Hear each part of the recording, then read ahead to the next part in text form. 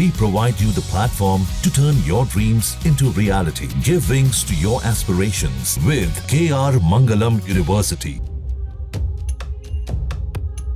Corona virus के नए variant ने एक बार फिर से लोगों की टेंशन को बढ़ाना शुरू कर दिया है। कोविड-19 के नए वेरिएंट JN ने लोगों को अपनी चपेट में लेना फिर से शुरू कर दिया है।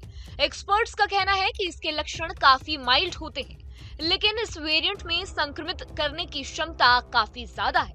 दूसरी तरफ बेंगलुरु में एक संक्रमित महिला की मौत के बाद अब महाराष्ट्र के ठाणे में भी एक कोरोना पॉजिटिव युवक की डेथ ने आम लोगों के साथ ही हेल्थ डिपार्टमेंट की चिंता को भी बढ़ा दिया है।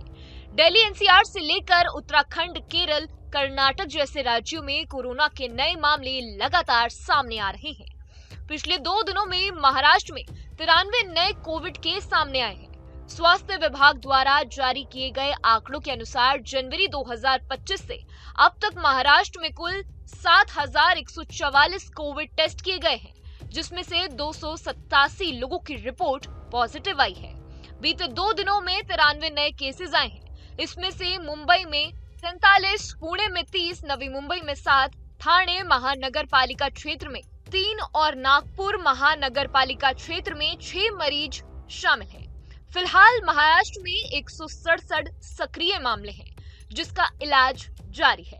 अब तक कुल 87 मरीज ठीक होकर घर लौट चुके हैं। महाराष्ट्र के स्वास्थ्य विभाग ने लोगों से अनुरोध किया है कि यदि किसी को बुखार, खांसी, सांस लेने में तकलीफ या अन्य कोविड-19 से संबंधित लक्षण महसूस हो तो वो तुरंत नजदीकी स्वास्थ्य केंद्र पर जाकर जांच करवाएं। वहीं बात करें उत्तराखंड की, तो उत्तराखंड के ऋषिकेश में कोविड-19 के 2 मामले सामने आए हैं। एक अधिकारी ने ये जानकारी दी है।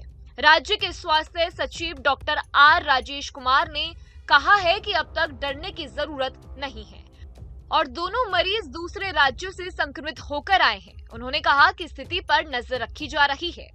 उन्होंने कहा कि संक्रमित पाए गए मरीजों की जीनोम सीक्वेंसिंग करने के भी निर्देश दिए गए हैं ताकि वायरस के नए स्वरूप का पता लगाया जा सके। राष्ट्रीय राजधानी में कोविड-19 के 23 मामले सामने आए हैं, जिसके बाद दिल्ली सरकार ने सभी अस्पतालों में बेड, ऑक्सीजन, दवाओं और टीकों की उपलब्धता के लिए तैयार रहने को कहा है। ये पहली बार है जब दिल्ली में लगभग 3 साल बाद कोविड-19 के मामले सामने आए हैं। वहीं बात करें कर्नाटक की, तो कर्नाटक स्वास्थ्य विभाग के अधिकारियों ने शुक्रवार को बताया है कि बेंगलुरु में 9 महीने के एक बच्चे में कोविड-19 की पुष्टि हुई है।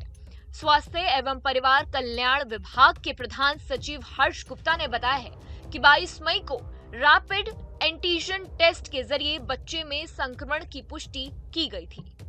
देखिए, देश भर में कोरोना के मामले एक बार फिर से बढ़ने लगे हैं। इसी बीच शनिवार को महाराष्ट्र के ठाणे में एक कोरोना संक्रमित युवक की मौत हो गई। युवक को गत 22 मई को गंभीर हालत में इलाज के लिए छत्रपति शिवाजी अस्पताल में भर्ती करवाया गया था। प्रारंभिक जांच के बाद उसकी कोविड-19 रिपोर्ट पॉजिटिव आई थी और तब से उसका इलाज जारी था। हालांकि तमाम प्रयासों के बावजूद भी उपचार के दौरान युवक की मौत हो गई। गौरतलब है कि कोरोना वायरस के नए वेरिएंट ने एक बार फिर से लोगों की टेंशन को बढ़ाना शुरू कर दिया है। कोविड-19 के नए वेरिएंट JN ने लोगों को अपनी चपेट में लेना शुरू कर दिया है। हमारा आपसे बस यही कहना है कि अपने घर में रहें, मास्क, सैनिटाइजर का इस्तेमाल लगातार करते रहिए और सुरक्षित रहें। न्यूज नेशन अब व्हाट्सएप पर खबरों की ताजा अपडेट के लिए न्यूज नेशन के इस QR कोड को स्कैन करें।